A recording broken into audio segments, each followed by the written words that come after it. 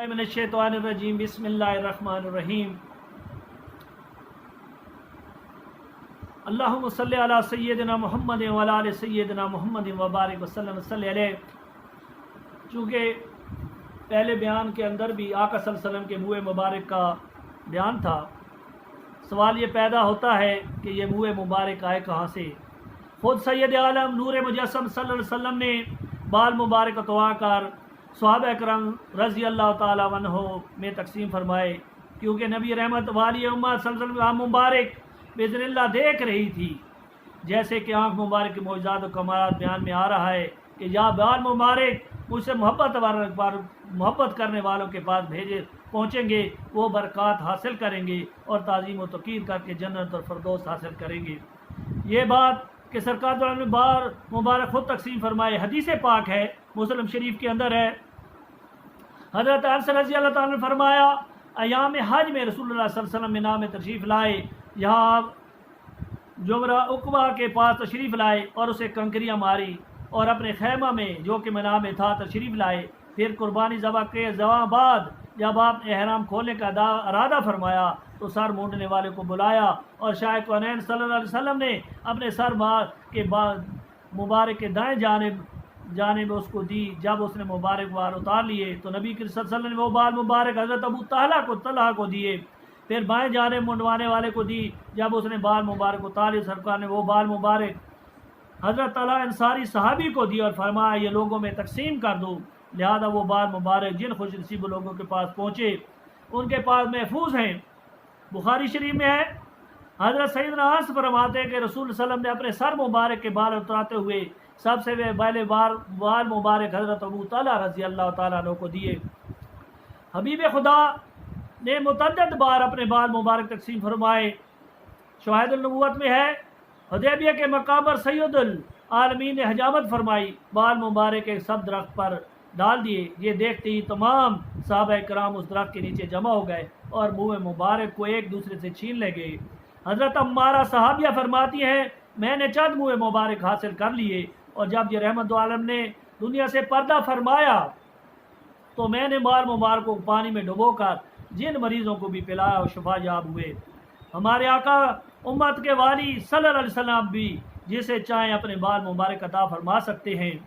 और उसके लिए हज़रत शाह वलीउल्लाह मुहद्दिस देलवी के वालिद माजिद शाह अब्दुल रहीम फरमाते हैं कि एक बार मुझे बुखार का अर्जा लाहक हुआ, बीमारी तूल पकड़ गई, हत्ता कि ज़िंदगी से नाउमीदी हो गई। उस दौरान मुझे गनूदगी हुई तो मैंने शेख अब्दुल अजीज़ को देखा कि वो तशरीफ़ ला रहे हैं और फरमाया, बेटा रसूलुल्लाह सल्लल्लाहु अलैहि वसल्लम तेरी इयादत को आ रहे हैं, गालिबन उसी तरफ से तशरीफ़ लाएंगे जिस वक्त तेरी चारपाई की पायंती है, लिहाजा अपनी चारपाई को फेर लो, तुम्हारे पाँव उस तरफ ना हो। ये सुनकर मुझे कुछ अफाका हुआ और चूँकि गुफ्तगू की ताकत न थी, मैंने हाज़रीन को इशारे से समझाया कि मेरी चारपाई फेर दो और उन्होंने चारपाई का रुख फेर दिया। उम्मत के वाली तशरीफ़ लाए, ऐ मेरे प्यारे बेटे क्या हाल है। इस अरशाद ग्रामी की लज़्ज़त मुझे पर ऐसे गालिब हुई कि मुझे वाइद आ गया और मैं जारी और बेकरारी की अजीब हालत मुझ पर तारी हुई। फिर मुझे मेरे आका सल्लल्लाहु अलैहि वसल्लम ने इस तरह गोद में लिया कि आपकी रीश मुबारक मेरे सर पर थी और पैरहन मुबारक मेरे आंसू से तर हो गया। फिर ऐसा ऐसा ये हालत सुकून में बदल गई। बाद में मेरे दिल में ख्याल आया कि मुद्दत गुजर गई, इस शौक़ में कहीं सैयद दो आलम सल्लल्लाहु अलैहि वसल्लम के बाल मुबारक नसीब हो। आज कितना करम हो अगर मेरे आका सल्लल्लाहु अलैहि वसल्लम ये दौलत अता फरमा दें। ये ख्याल आना था कि हुज़ूर सल्लल्लाहु अलैहि वसल्लम ने मेरे ख्याल पर मतला हुए और आप सल्लल्लाहु अलैहि वसल्लम ने रेश मुबारक पर हाथ फेरा और दो मुबारक बाल मुझे अता फरमाए। फिर ख्याल आया कि बेदारी की हालत में ये बाल मेरे पास रहेंगे या नहीं रहेंगे। ये ख्याल आते ही सरकार दो आलम सल्लल्लाहु अलैहि वसल्लम ने फरमाया, बेटा ये दोनों बाल तेरे पास ही रहेंगे। बाद अज़ां हबीबी किबला सल्लल्लाहु अलैहि वसल्लम ने दराज़ी उमर और कुल्ली सेहत की बिशारत दी तो मुझे उसी वक्त आराम आ गया। मैं बेदार हुआ, मैंने चिराग मंगवाया, देखा तो दोनों बाल मुबारक मेरे हाथ में नहीं थे। मैं गमगीन हुआ, फिर दोबारा जनाब सल्लल्लाहु अलैहि वसल्लम की तरफ मुतवज्जो हुआ। फिर देखा कि उम्मत के वाली सल्लल्लाहु अलैहि वसल्लम ने फरमाया, बेटा होश कर, मैंने दोनों बाल मुबारक तेरे तकिए के नीचे एहतियात से रख ली है, वहाँ से ले लो।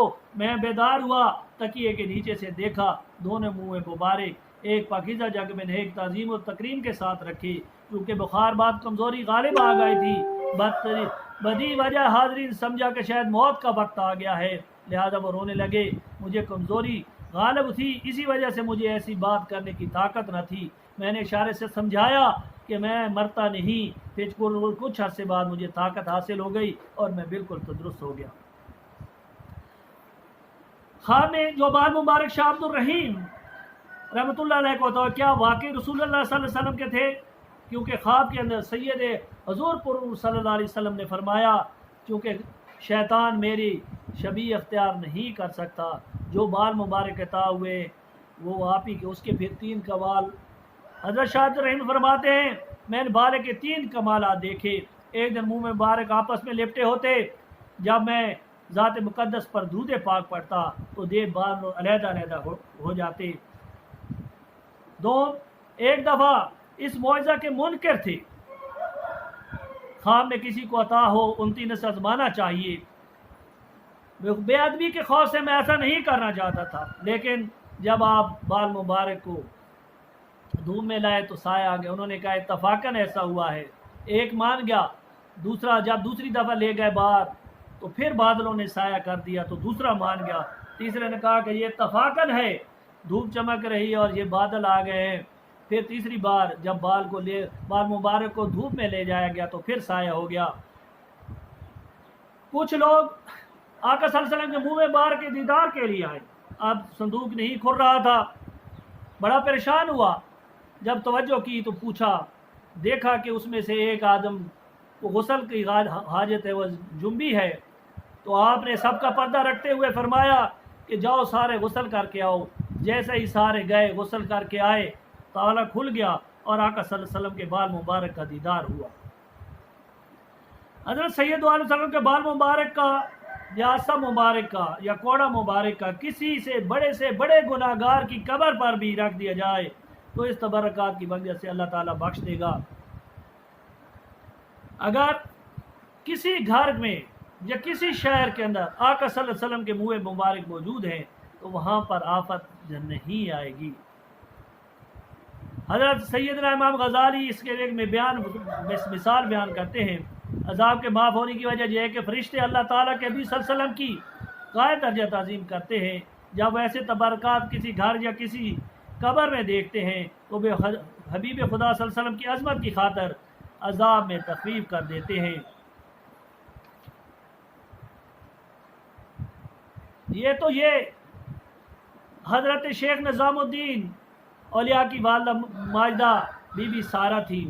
ایک دفعہ بارش ہی ہو رہی تھی تو آپ نے حضرت نظام الدین اولیاء نے اپنی والدہ ماجدہ کے کرتے کا ایک دھاگا لے کر عرض کی یا رب العالمین، تیری ایک نیک بندی کے کپڑے کا ایک تار کا ٹکڑا ہے، اس کی خاطر اللہ تعالیٰ اپنی رحمت کی بارش عطا فرما۔ ابھی یہ بات مکمل نہیں ہوئی تھی کہ بارش برسنا شروع ہو گئی۔